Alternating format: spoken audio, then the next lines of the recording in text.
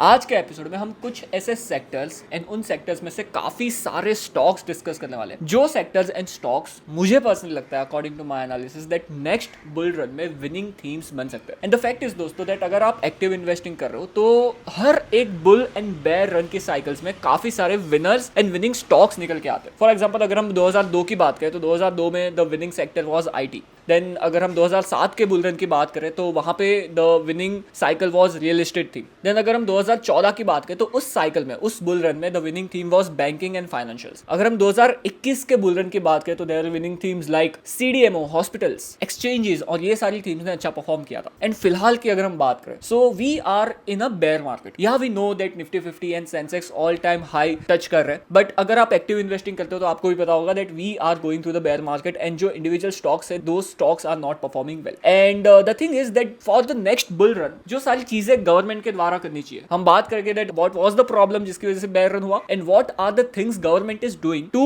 revive the economy जिससे next bull run start हो सकता है। And in this next bull run what are the themes and sectors जो अच्छा perform कर सकते हैं, वही हम आज के एपिसोड में डिस्कस करने वाले हैं along with some of the companies जहां पर मैं इंटरेस्टेड हूं। So without any further delay, let's get started.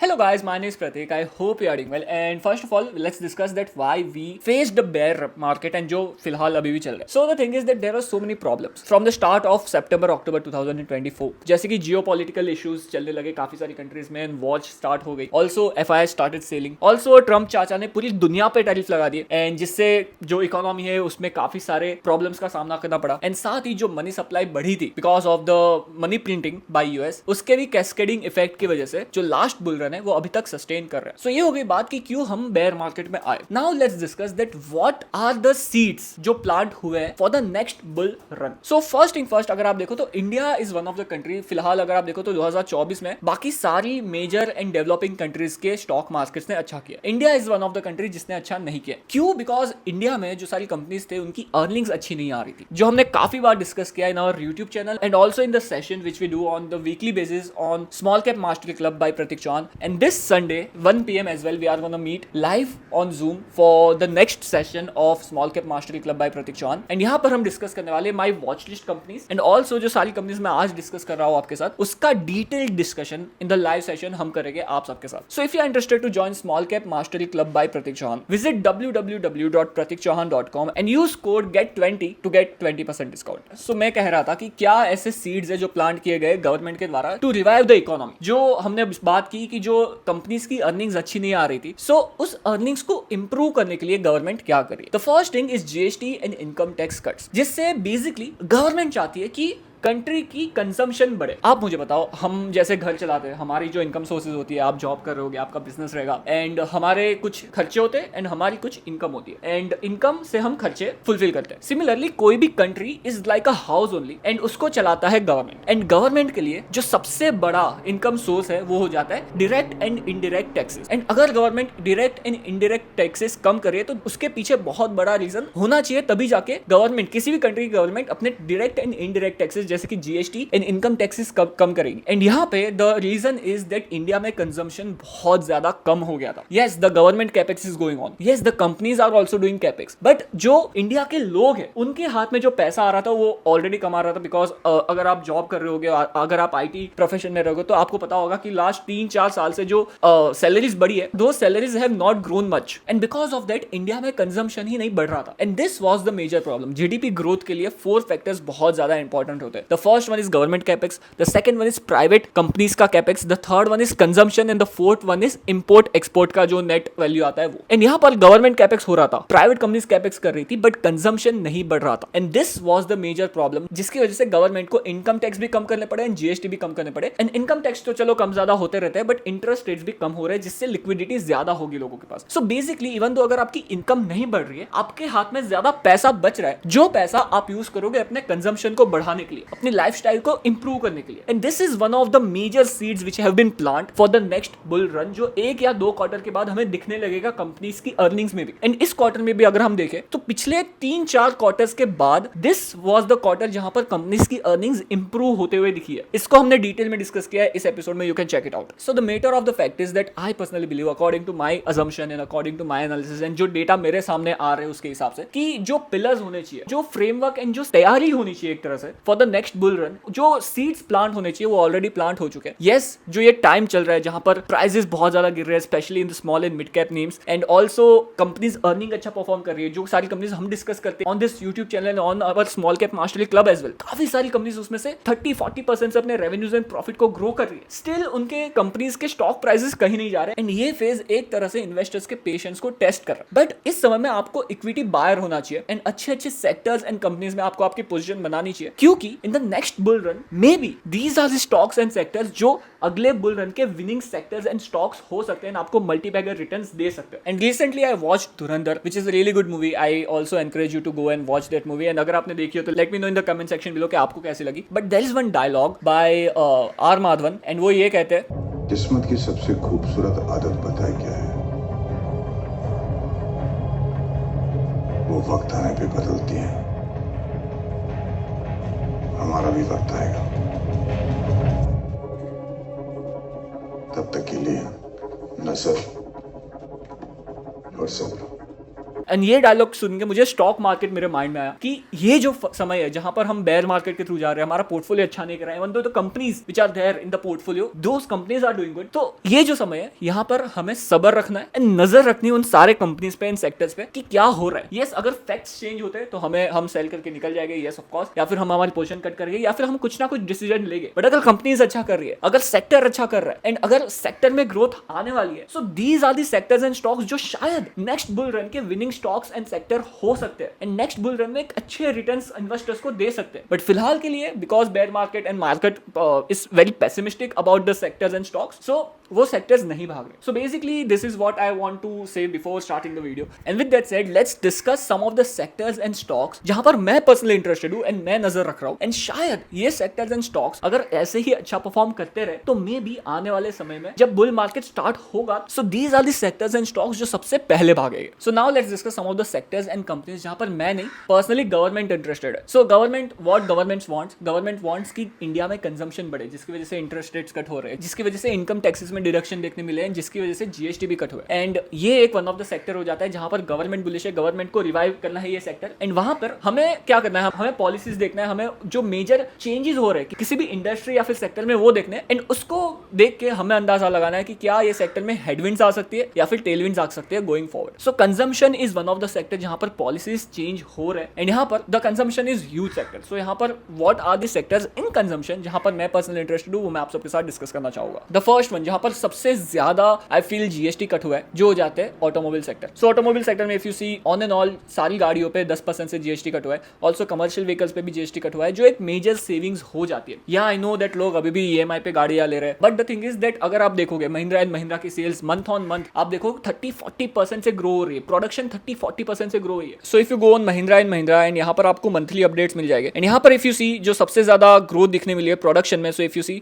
Thar Roxx 7130 गाड़ियां प्रोडक्शन में थी नवंबर 2024 में, जो बढ़ के 10,000 हो गई। सो अराउंड 30% से थार जो एसयूवी है उसका प्रोडक्शन बढ़ा है। And if you see the sales 7,800-900 के आसपास सेल की थी कंपनी ने in the month of November 2024, जो अराउंड 20-25% से बढ़ के 9,300 के आसपास कंपनी ने नवंबर मंथ में गाड़ियां सेल की। Also one of the car जो सबसे ज्यादा बिक रहे हैं right now that is electric SUV, यहाँ पर BE6 आ जाती है। एंड इफ यू सी कंपनी ने 117-80 गाड़ियां प्रोडक्शन में थी, जो बढ़ के 1820 हो गई, एंड कंपनी ने लॉन्च नहीं की थी ये गाड़ी इन नवंबर 2024, but in just 1 year only, almost 1 year company ने 3000 गाड़ियों की सेल की है। एंड ऑन एंड ऑल अगर हम देखें तो जो प्रोडक्शन में गाड़ियां थी इन नवंबर 2024 पिछले महीने के नवंबर में, वो अराउंड 81,000 के आसपास थी, एंड फिलहाल कंपनी 96,000 गाड़ियों को प्रोड्यूस किया है कंपनी ने एक महीने में। 1 लाख के आसपास की गाड़ियां प्रोड्यूस हो रही है मंथली बेसिस पे, जो अराउंड 20-25% की ग्रोथ है। अगर हम सेल्स की बात करें 76,000 गाड़ियां कंपनी ने सेल की थी नवंबर 2024 में, जो 91,000 2800 गाड़ियों के आसपास कंपनी ने सेल की है इस मंथ में, जो नवंबर 2025 का मंथ किया उसमें। सो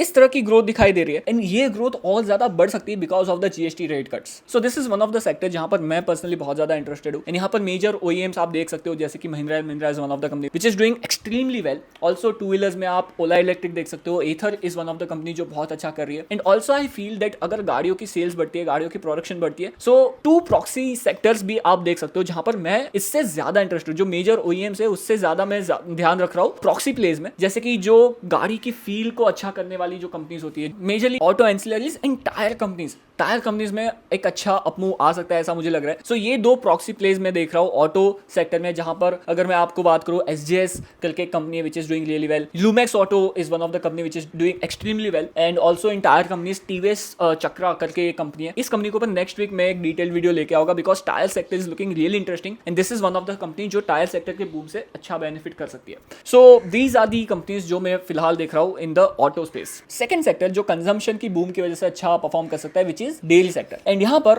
जो वैल्यू एडेड प्रोडक्ट्स ज्यादा बेच रहे कंपनीज, वहां पर आप देख सकते हो। And also some of the companies which is climbing the ladder. So जो नॉर्मल दूध है उसको मॉडिफाई करके, उसको प्रोसेस करके वैल्यू एडेड प्रोडक्ट्स बना रहे हैं एंड वो ज्यादा बेचने की कोशिश कर रहे हैं। And at the same time फिलहाल कंपनीज का वैल्यूएशन भी काफी ज्यादा सस्ता दिख रहा है। जैसे कि फॉर एग्जांपल अगर आप सबके पास बात करूं, so heritage food is one of the company जहां पर if you see the company is trading at P multiple of 25 times के आसपास। And if you go on the PPT and if you see, so company अपने value added products के segment को बढ़ा रही है बहुत अच्छे से। So if you see over here value added product segment achieve 14.8% increase in revenue. And if you see फिलहाल कंपनी के टोटल रेवेन्यू में से 32% जो कंट्रीब्यूशन है वो वैल्यू एडेड प्रोडक्ट्स का है, जो सिर्फ 26% था FY22 में। सो यहाँ पर इस पर्टिकुलर बिजनेस सेगमेंट में कंपनी बहुत अच्छे से ग्रो कर रही है। यहाँ पे जो एबिडा मार्जिन है, जो प्रॉफिटेबिलिटी, वो काफी ज्यादा हो जाती है कंपेयर टू जो normal milk and other products रहते हैं उससे। Also one of the company जो मैं देख रहा हूँ इस पर्टिकुलर सेगमेंट में वो जो हो जाती है Parag Foods. So if you see India में प्रोटीन का ट्रेंड बहुत ज्यादा चल रहा है एंड ये कंपनी प्रोटीन कंजम्पशन के बढ़ने की वजह से बहुत अच्छे से बेनिफिट कर सकती है because there is one of the product called as Avvatar protein. So if you see over here this is the new age businesses and this is the value added product core category. So अगर हम ये company के business की बात करें तो ये company का जो कोर कैटेगरी हो जाता है, जहां पर कंपनी पनीर, घी एंड चीज बेचती है, जहां पर कंपनी का बहुत अच्छा मार्केट शेयर हो जाता है in the cheese and ghee segment. And also these are the value added product which you can see. And the major category जहां पर बहुत अच्छी ग्रोथ आ रही है जो हो जाता है न्यू एज बिजनेस। एंड यहाँ पर कंपनी प्रोटीन पाउडर सेल कर रही है। And if you see the growth जो कंपनी को दिख रही है in new age businesses, so company ने अपने रेवेन्यू को 6x से ग्रो किया है in just less than 3 years only. So this kind of growth is visible in dairy sector.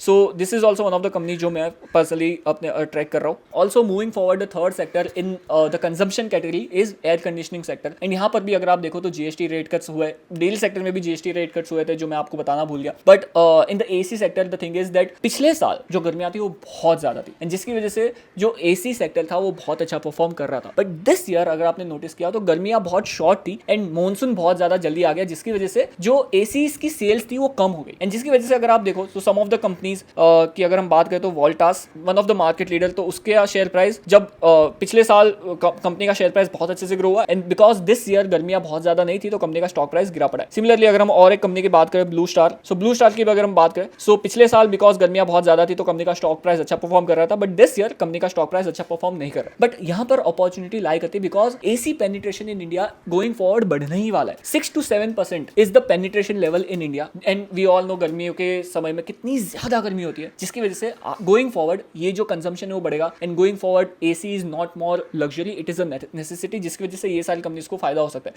यहाँ पर भी मैं प्रॉक्सी प्ले कर रहा हूँ एंड यहाँ पर I am looking the companies like PG Electroplast is one of the company जो मैं देख रहा हूँ and also Epack Durable is one of the company which is doing really well, जो कॉन्ट्रैक्ट मैन्युफैक्चरिंग करते हैं एसीज की। एंड यहाँ पर इफ यू सी एक बहुत बड़े वॉल्यूम्स के साथ इन लास्ट 2 days में ही बहुत अच्छे से बाइंग भी हुई है। So this is there and this volume is the highest in last 10 years। If you see जो लास्ट 2 दिन में जिस तरह से बाइंग हुई है एंड कंपनी का स्टॉक प्राइस बढ़ा है, वॉल्यूम के साथ बहुत अच्छी बाइंग हुई है एंड लास्ट 10 साल में ये सबसे ज्यादा वॉल्यूम के साथ इस कंपनी में बाइंग हुई है। So that is there. So these kind of companies are getting screened in AC sector and also alcohol sector is one of the company जहां पर प्रीमियमाइजेशन की वजह से बेनिफिट हो सकता है, क्योंकि जब लोगों के हाथ में ज्यादा पैसा आता है तो लोग महंगी दारू पीना पसंद करते हैं। I am not a drinker but अगर आपने आपके दोस्त या फिर कोई जो मेरे दोस्त है, so they go for the brand and एक बार अगर ब्रांड पसंद आ गए then they are very sticky customer, वो ब्रांड की दारू ही पीते हैं फिर going forward. So this is one of the trend. यहाँ पर मैं United Spirits is one of the market leader जो आप देख सकते हो, Radico Khaitan is one of the market leader जो आप देख सकते हो एंड स्मॉलर कंपनीज में ABDL is one of the company which is doing extremely well. They are also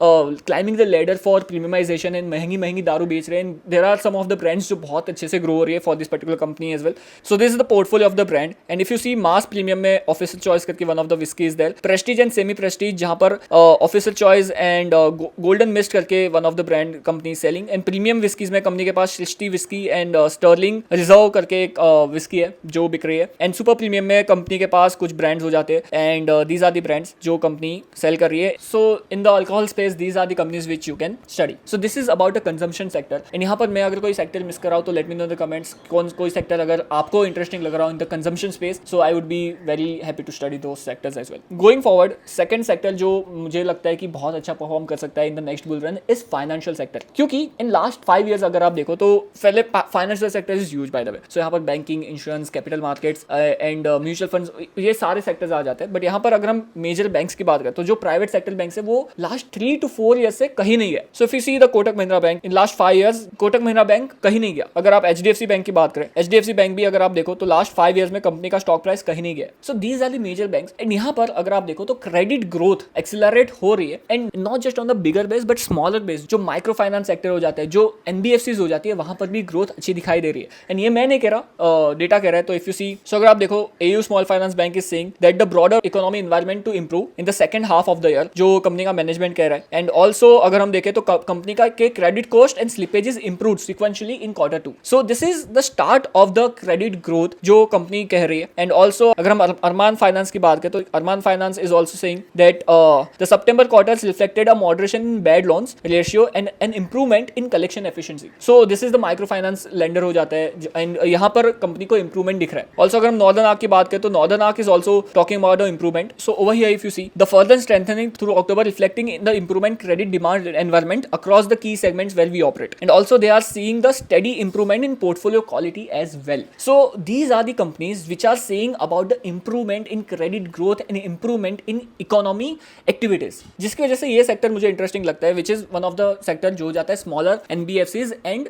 home financials. So यहाँ पर मैं कंपनीज देख रहा हूँ जैसे कि नॉर्दर्न आर्क, जैसे कि इक्विटा स्मॉल फाइनेंस बैंक, जैसे कि Arman Finance is one of the company जो अगर क्रेडिट ग्रोथ इंप्रूव होती है, माइक्रो फाइनेंस सेक्टर अच्छे से इंप्रूव होता है, तो दीज आर कंपनीज जो अच्छा परफॉर्म कर सकती है. सेकंडली अगर हम फाइनेंशियल सेक्टर की बात करें तो gold loan is one of the sector जहां पर मैं बहुत ज्यादा कीन आई रख रहा हूँ. बिकॉज यहाँ पर भी अगर आप देखो तो गोल्ड के प्राइसेस बहुत अच्छे से एप्रिशिएट हुए, I know. But now like going forward जो गोल्ड लोन है वो बहुत ज्यादा normalise and acceptance gold loan का बढ़ते जा रहा है, जिसकी वजह से सम ऑफ द कंपनीज जो बहुत ही अच्छा परफॉर्म कर रही है. If you see the Muthoot finance के नंबर्स, सो मुथूट फाइनेंस ने इन लास्ट क्वार्टर कंपनी ने अपने रेवेन्यू को 47.76% से ग्रो किया एंड प्रॉफिट को 90% से ग्रो किया. What are some of the sectors जहां पर इस तरह की ग्रोथ दिखाई दे रही है. It is not just one time, last few quarter से कंपनी इस तरह की ग्रोथ दिखाई दे रही है. सो मुथूट फाइनेंस को आप एक तरह से HDFC बैंक कह सकते हो इस सेक्टर का, but this is the larger player. But यहाँ पर एक स्मॉलर कंपनी हो जाती है जिसका नाम हो जाता है फेडफिना, जो फेडरल बैंक का ही आम है, उससे डिमर्ज होकर ये कंपनी निकली है. एंड यहाँ पर भी अगर आप देखो तो कंपनी ने अपने गोल्ड लोन के सेगमेंट को बहुत ही अच्छे से ग्रो किया इन last few years. So this is the PPT of the company. And यहाँ पर अगर आप देखो कंपनी ने अपने गोल्ड लोन के सेगमेंट को 1000 करोड़ से बढ़ा के 5800 करोड़ के आसपास पहुंचा दिया in just the span of 5 years only. And going forward अगर गोल्ड के प्राइसेस इसी तरह से बढ़ते रहते हैं या फिर स्टेबलाइज होते हैं, I don't have any view on the gold prices, but I feel that stabilise हो सकते हैं in this particular level, but I could be wrong as well. But अगर गोल्ड के प्राइसेस स्टेबल रहते हैं at least for going next 2 to 3 years, so यहाँ पे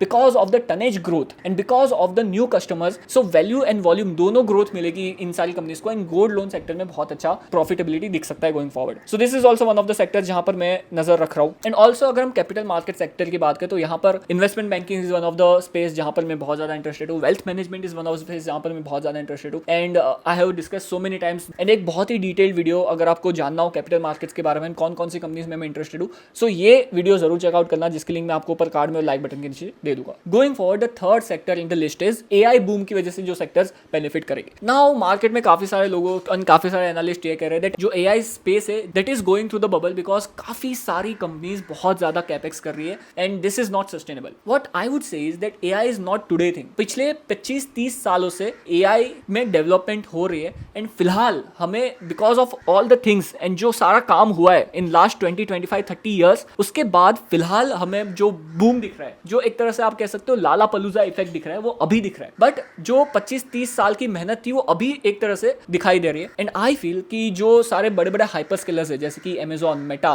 Google, वो बिलियंस एंड डॉलर्स इन्वेस्ट कर रहे हैं अभी भी in the AI space. So yeah I could be wrong wrong as well, but I am just tracking that कितना capex हो रहा है in the AI space, and जब तक ये कैपेक्स होते रहेगा, जब तक ग्रोथ आते रहेगी, तब तक I am in this particular sector. So this is what I am saying. So yes, we can be in the bubble in the AI space, but जब तक नंबर्स शो हो रहे हैं, जब तक कैपेक्स चल रहा है, तब तक I am in this particular space. And यहाँ पर कोई डायरेक्ट स्पेस नहीं हो जाता. I am long on Google, I am long on Amazon as well, but the thing is India में अगर आप कोई कंपनी देख रहे हो तो there is one of the company called as TDPS, TD Power System करके, जो नेचुरल गैस पावर प्लांट्स के लिए जनरेटर्स एंड टर्बाइन बनाती है. एंड यहाँ पर कंपनी को बहुत अच्छी ऑर्डर बुक दिख रही है. 45% से कंपनी ने अपने ऑर्डर बुक को ग्रो किया है, and company saying that company ने अपने गाइडेंस को इंप्रूव किया है. कंपनी इन FY26 2000 करोड़ के रेवेन्यू को अचीव करने का गाइडेंस दे रहे हैं. एंड गोइंग फॉरवर्ड कंपनी का एक नया प्लांट भी लाइव जा रहा है, and the new orders is also coming, and the company is not seeing any slow down going forward. So ये सारी मैनेजमेंट कमेंट्री है, and that is what I am sharing with you guys. So this is one of the company in India जो मैं देख रहा हूँ इन the AI boom जो हो रहा है वर्ल्ड वाइड. अनदर सेक्टर जहां पर मेरी नजर है जो हो जाता है pharma and CDMO space. So the thing is that जब CDMO सेक्टर में ग्रोथ आती है ना, तो वो एक तरह से J कर्व रहता है, and I have experienced this J curve in the case of Newlands labs which was one of my portfolio company. And यहाँ पर जिस तरह की ग्रोथ मुझे दिखी थी in the Newlands labs, it was phenomenal. And also Laurus labs is also one of the company जो मेरे पोर्टफोलियो में थी. पोजीशन बहुत ज्यादा कम थी, बट यहाँ पर भी जिस तरह से लॉरस लैब्स ग्रो हो रहा है, वैल्यूएशन इज समथिंग जो बहुत ज्यादा स्ट्रेच हो गया in the case of Laurus Labs. I agree, but let's see that going forward किस तरह से कंपनी ग्रोथ दिखा रही है. So these are the companies जहां पर CDMO में अगर एक या दो मॉलिक्यूल भी हिट हो गया तो कंपनी के जो रेवेन्यूज एंड प्रॉफिट के नंबर्स है वो बहुत एक्सपोनेंशियली ग्रो हो सकते हैं, जिसकी वजह से कंपनी के स्टॉक प्राइस में J कर्व दिख सकता है. And because of that there are some of the companies जहां पर प्रमोटर बाइंग हो रही है in last few days. Actually अगर आप देखो तो there is the company called as Aarti Pharma Labs, जहां पर if you see promoter is buying companies shares, 14 crore की बाइंग हुई है. So this is one of the company, and यहाँ पर इस कंपनी के बारे में डिटेल में हमने बात की थी इस एपिसोड में, so you can check it out. But यहाँ पर company is the leader in xanthine derivatives, and company का API का भी बिजनेस हो जाता है. द मेजर ग्रोथ फैक्टर जहाँ पर कंपनी के मैनेजमेंट का मेजर फोकस है जो हो जाता है CDMO स्पेस. एंड यहाँ पर कंपनी स्टेटिंग कि 30 to 40% से कंपनी ये सेगमेंट को ग्रो करना चाहती है if you see over here. And काफी सारे जो मॉलिक्यूल्स है कंपनी के वो कमर्शियल स्टेज में 39 मॉलिक्यूल्स फिलहाल है. सो इसमें से अगर एक या दो मॉलिक्यूल्स भी कमर्शियलाइज फेज से मार्केट में चले जाते हैं, एंड अगर एक्सेप्टेंस बहुत ज़्यादा हो जाती है, एंड अगर हीरो प्रोडक्ट हो जाते हैं, तो कंपनी की स्केल बहुत अच्छे से ग्रो हो सकती है. एंड ऑल्सो लास्ट क्वार्टर में कंपनी ने अच्छा परफॉर्म नहीं किया था, and because of that company का स्टॉक प्राइस फिलहाल डाउन है. कंपनी फिलहाल 27 टाइम्स के P रेशियो के आसपास ट्रेड करे. The only risk factor in the case of CDMO and also API is that these businesses are lumpy. यहाँ पर मैनेजमेंट को भी नहीं पता, यहाँ पर किसी को नहीं पता कि कौन सा प्रोडक्ट हिट होगा, एंड जो हमने R&D में खर्चा किया है वो फल दिखाएगा या फिर नहीं. बट यहाँ पर one thing is that company ने FY23 से H1 ऑफ FY26 तक कंपनी ने बहुत अच्छे से अपने molecules, customers and commercial projects को बढ़ाया. एंड यहाँ पर इन सारे चांसेस में से अगर एक चांस भी निशाने पे लग गया, एक डार्ट भी निशाने पे लग गया, सो कंपनी की स्केल बढ़ सकती है. So that is what I am hoping for in Aarti Pharma Labs, but the risk is there जो मैंने आप सबके साथ डिस्कस किया, डिटेल में हमने डिस्कस किया इस एपिसोड में. You can check it out. And also finally जो एक स्पेस एक तरह से मैंने नाम दिया है जिसका नाम हो जाता है US टैरिफ की वजह से जो सारे सेक्टर्स एंड स्टॉक्स बेनिफिट करेंगे. एंड यहाँ पर this is my view that US tariffs जो अभी लगाए गए 50% के आसपास के, that is not sustainable. And going forward sooner or later I am hoping that ये जो टैरिफ्स है यहाँ पर कुछ फाइनल हो, एंड जो परसेंटेज है वो फाइनल हो. बट यहाँ पर जब भी ये न्यूज़ आएगी एंड जब भी US एंड इंडिया के बीच में जो टैरिफ डील फाइनल होगी, तब ये सारी कंपनीज एंड ये सारे सेक्टर्स इंप्रूव हो सकते हैं. जहाँ पर one of the companies Pokarna limited, जिसके बारे में डिटेल में हमने इस एपिसोड में डिस्कस किया, you can check it out. The second company is Calsil जो सेम स्पेस से बिलोंग करती है. The third company is VTM के ऊपर डिटेल में हमने इस एपिसोड में डिस्कस किया, you can check it out. So these are some of the companies and the sectors जहाँ पर मुझे पर्सनली अपॉर्चुनिटीज दिख रही है. And the fact is that yes, यहाँ पर सी अगर आप एक्टिव इन्वेस्टिंग कर रहे हो तो आप बाय एंड फॉरगेट स्ट्रेटेजी नहीं यूज कर सकते. चुन के एक या दो कंपनीज ऐसी रहेगी, 4-5 कंपनीज ऐसी रहेगी जहां पर लॉन्ग टर्म के लिए the growth is there, and in that space the company is doing really well, जैसे कि बजाज फाइनेंस हो गया, जैसे कि HDFC बैंक हो गया, जहां पर अगर आप buy and forget strategy use करते तो आपका अच्छा पैसा बन गया रहता. बट अगर आप एक्टिव इन्वेस्टिंग कर रहे हो in the small and mid cap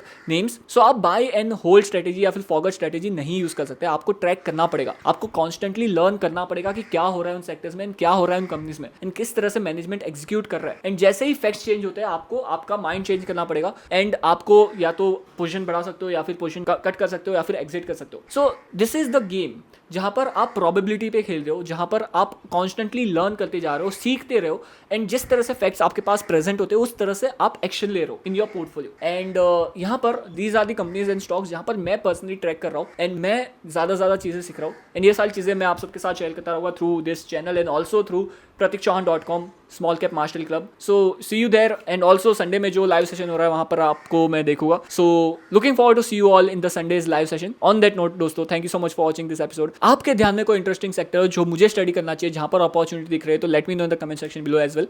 and मिलते हैं ऐसे किसी एपिसोड में. तब तक के लिए जय हिंद.